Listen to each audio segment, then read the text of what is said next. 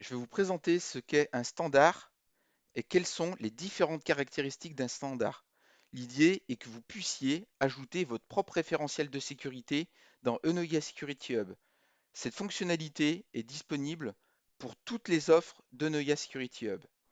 Donc les standards sont dans la partie conformité, standard, et il y a 17 référentiels de sécurité qui sont intégrés dans la solution. Voilà, on retrouve par exemple DORA, le Cyber Resilience Act, NIS 2, l'ISO 27001, l'ISO 27002, la LPM, la PSSIE, le RGPD, l'HDS, etc., etc.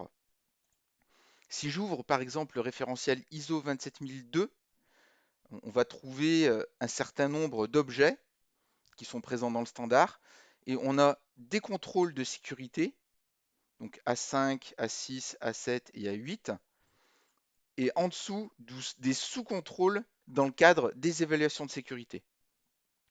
Les sous-contrôles, ce sont des vérifications opérationnelles avec des directives, des questions, des preuves à fournir qui vont permettre d'évaluer la conformité par rapport au contrôle.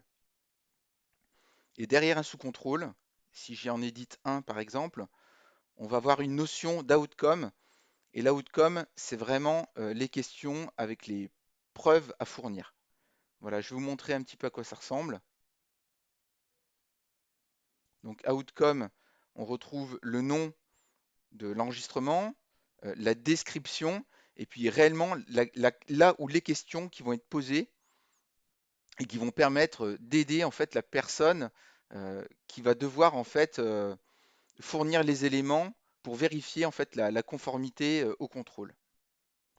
Donc, ce que je vous propose, donc dans la vidéo, je vais vous montrer comment on rajoute un standard de sécurité en mode graphique directement avec l'interface web et comment on peut rajouter un référentiel de sécurité au format JSON. Ce qu'il faut voir, c'est que si vous avez quelques exigences avec quelques vérifications, vous pouvez tout à fait le faire en mode web, ça pose pas de problème. Par contre, si vous avez beaucoup d'exigences, voilà, avec beaucoup de vérifications, le faire via l'interface web, c'est pas forcément ce qu'il y a de mieux à faire parce que ça va être très long. Et dans ce cas-là, bah, je vous conseille vraiment de passer par un référentiel au format JSON que vous allez pouvoir importer en une seule fois. Donc, on va créer, donc là, dans notre cas, voilà, dans toutes les démos qu'on a pu faire, on utilise euh, ce cas d'usage. Donc, la société Future Industrie, là, elle a besoin d'une politique de sécurité. Donc, la politique de sécurité, je l'ai définie ici. Donc, elle est vraiment très simple. Il y a 10 exigences. Et puis, j'ai fait du mapping. Le mapping, c'est quoi? Ça va être de réutiliser des sous-contrôles qui ont été réalisés à un autre moment dans un autre référentiel pour pouvoir capitaliser sur les contrôles et éviter de refaire 10 fois, par exemple, de répondre à des questions sur comment est gérée la sensibilisation sécurité. Voilà, le mapping, ça permet de gagner du temps et de répondre à des questions de manière massive pour l'ensemble des référentiels. Donc, pour ajouter ce standard de sécurité, notre PICC Future Industrie, c'est vraiment très simple. On va dans Conformité, Standard, on ajoute un standard de sécurité. Voilà, c'est en train de charger. Voilà, donc le standard, il a un titre. Il s'appelle PSSI Futura Industrie. Voilà, on met une description. L'environnement, là, on est principalement sur une solution hybride. Voilà, hybride, ça veut dire on-premise et dans le cloud. Vous avez la possibilité également de mettre un icône concernant le standard pour pouvoir le repérer plus facilement quand vous faites défiler les standards.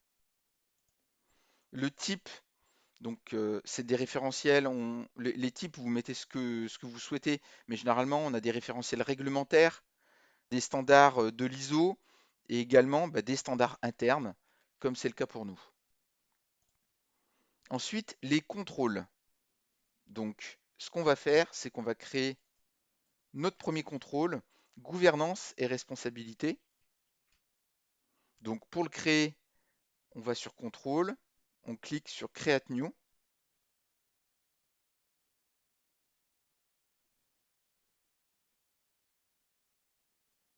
Voilà, il y a un titre.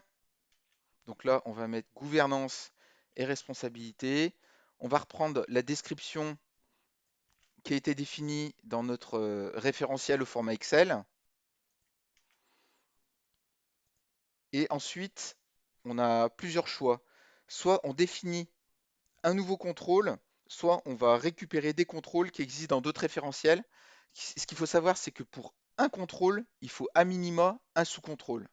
C'est obligatoire. Donc voilà, par rapport à la partie gouvernance et responsabilité, donc on va cliquer, on va en créer un nouveau, on va créer un nouveau sous-contrôle. Donc il suffit de cliquer sur Create New.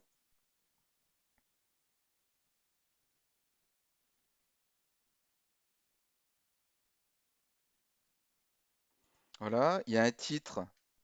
Donc on va l'appeler FI comme future industrie, sub contrôle, organisation. Voilà, on met ce qu'on veut. Il faut que ça parle. Et puis en description, étant donné qu'on n'a un seul sub-contrôle, je peux récupérer directement la description qui était dans le référentiel Excel. Il y a une notion aussi de durée de vie attachée au sub-contrôle, c'est-à-dire que les preuves, les réponses qui vont être fournies, elles auront une durée de vie de 12 mois. Au-delà de cette durée, il va falloir refournir des éléments de preuve. Voilà, ils seront considérés comme périmés. Donc on met 12, voilà, c'est ce que je mets habituellement, et on va définir les outcomes, donc les questions vraiment, quels sont les attendus dans les subcontrôles. Donc là, on est sur de la partie gouvernance, sur l'organisation. Donc on peut par exemple définir un outcome sur l'organisation sécurité. Voilà, c'est le nom de l'outcome. Et on va poser la question. Donc là, c'est vraiment la question qui va être vue par l'utilisateur. Donc par exemple, on peut se dire, est-ce qu'une organisation sécurité est définie? Ensuite, il y a une notion de type. Donc il y a plusieurs types qui sont possibles au niveau d'un outcome. Text field, c'est vraiment un texte brut. Ça peut être aussi des cases à cocher avec des choix multiples. Ça peut être un fichier également à fournir. Et puis on a aussi du contenu riche. Donc là, c'est vraiment comme un traitement texte où l'utilisateur il va pouvoir mettre des choses en gras, il va pouvoir souligner, etc., etc. On va créer un deuxième outcome. Voilà, dans le cadre de notre exemple, on va l'appeler fiche de rôle.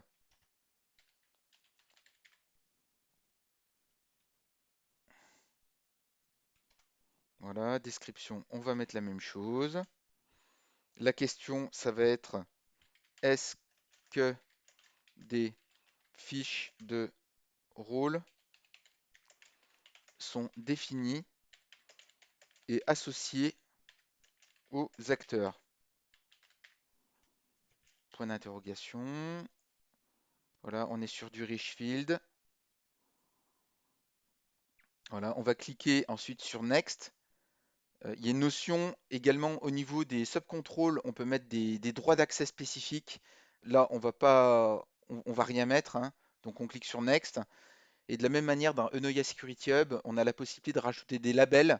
Et ça, c'est très utile pour faire plein de choses, pour pouvoir trier, pour pouvoir faire des tableaux de bord. Nous, on n'en a pas besoin. On va cliquer sur Finish. Donc là, qu'est-ce qu'on vient de faire? On vient de créer un contrôle gouvernance et responsabilité. On vient de créer un nouveau subcontrôle. Et ce qu'il ne faut pas oublier de faire, et ça, faut vraiment l'avoir à l'esprit, c'est qu'une fois qu'on l'a créé, il faut le cocher.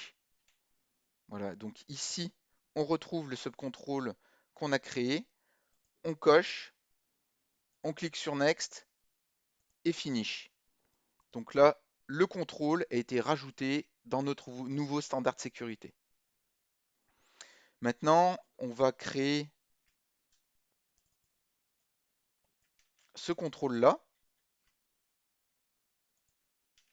Donc, on va faire un mapping hein, pour l'exercice. On met la description qui est dans le référentiel. Et là, on ne va pas créer un nouveau subcontrôle, on va aller récupérer celui qui est dans l'ISO 27002 et qui s'appelle A603 sensibilisation. Pour le trouver, c'est vraiment très facile. Vous avez une petite loupe. Et là, on va taper sensibilisation. Il ne devrait pas y en avoir 50. Voilà, il est ici. Et on voit que ce sous-contrôle est rattaché à l'ISO 27002, à NIS2, à la PSSIE et à SOC2. Donc on le coche pour le rattacher à notre contrôle. On clique sur Next, Finish. Donc là, le contrôle a été rajouté. Alors maintenant, il ne faut pas oublier de rajouter les contrôles qu'on vient de créer, donc gouvernance et responsabilité, et l'autre c'est sensibilisation et conformité. Donc ils sont cochés, je vais cliquer sur Next, voilà, Finish, OK, le standard est défini, donc pour le retrouver, je vais aller dans Standard. Vous avez vu là, le numéro de standard s'est incrémenté, et on va aller le chercher, voilà, PSSI Futura Industrie. Et on retrouve bien les deux contrôles et les deux subcontrôles. Donc c'est parfait. Ce référentiel va pouvoir être utilisé. Donc pour pouvoir créer un assessment, on va dans Conformité Assessment. On clique sur Ajouter un assessment.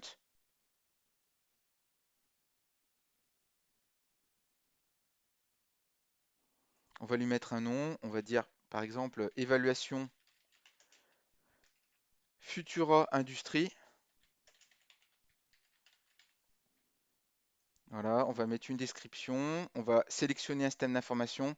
Donc là, au préalable, j'avais créé un système d'information qui s'appelle SI Logistique Futura Industrie. Voilà, je clique. Je choisis mon standard. Donc avec la loupe, je vais choisir la PSSI. Hop, je la coche. Le mode, moi je vous conseille toujours d'utiliser le mode Kanban. Visuellement, c'est vraiment ce qu'il y a de plus simple. Il y a un autre mode process pour pouvoir faire des évaluations.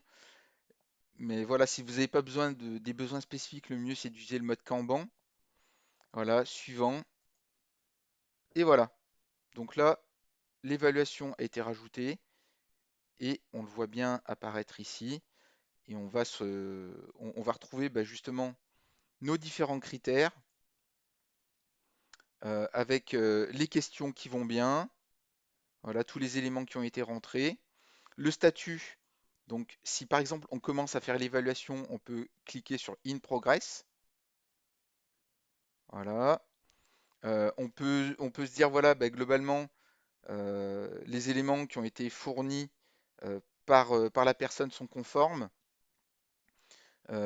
Si, donc là, les findings, ça va être le constat. Donc là, tout est conforme. RAS. Voilà, pas de recommandations particulières. On peut rajouter des recommandations et on peut également mettre des commentaires. Ok, je reviens en arrière. Donc là, vous avez vu, je l'ai passé en in progress. Et là, c'est add-on. Et puis le deuxième, on peut faire de même. Donc c'est vraiment hyper pratique. Et maintenant, ce que je vais vous montrer, c'est comment créer un standard de sécurité, mais en mode JSON. Donc là, pour pouvoir détruire en fait le standard de sécurité, ce qu'il faut que je fasse, c'est que il faut que je détruise mon évaluation de sécurité, sinon le système va le bloquer. Parce qu'il dit, voilà, tu as créé un standard. Voilà, ce standard, il était associé à une évaluation et on ne peut pas détruire un standard qui est associé à une évaluation. Donc là, on va le détruire.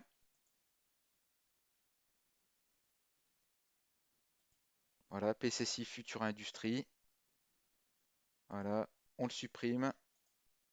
Voilà, ciao. Donc le standard a bien été effacé. Si je reviens dans les standards,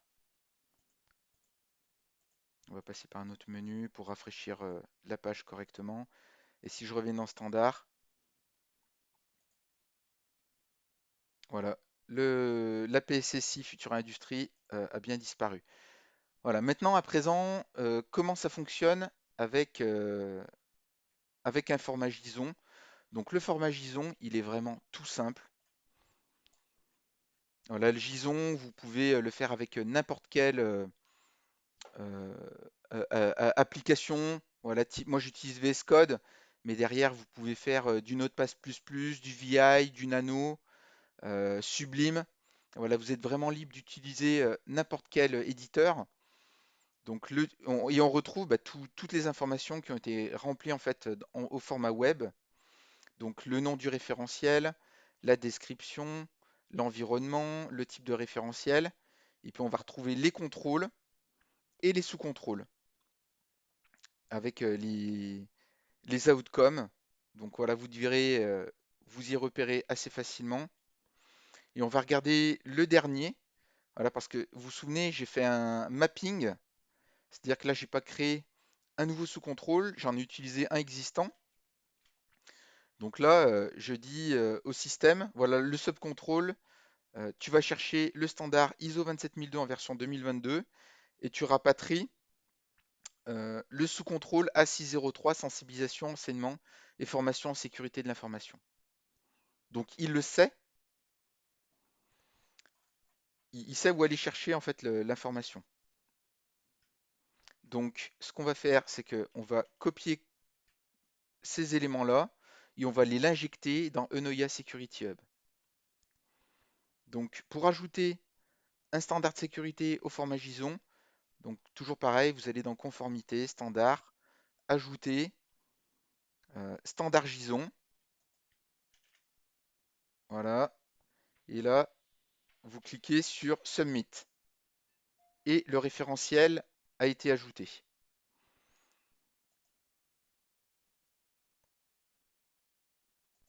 Et on devrait le retrouver dans la liste des standards. Donc là, on a bien notre PSSI, Future Industrie, avec tous les contrôles, tous les sous-contrôles, tous les outcomes. Voilà, on va en prendre par exemple un. Voilà, on va éditer celui-là.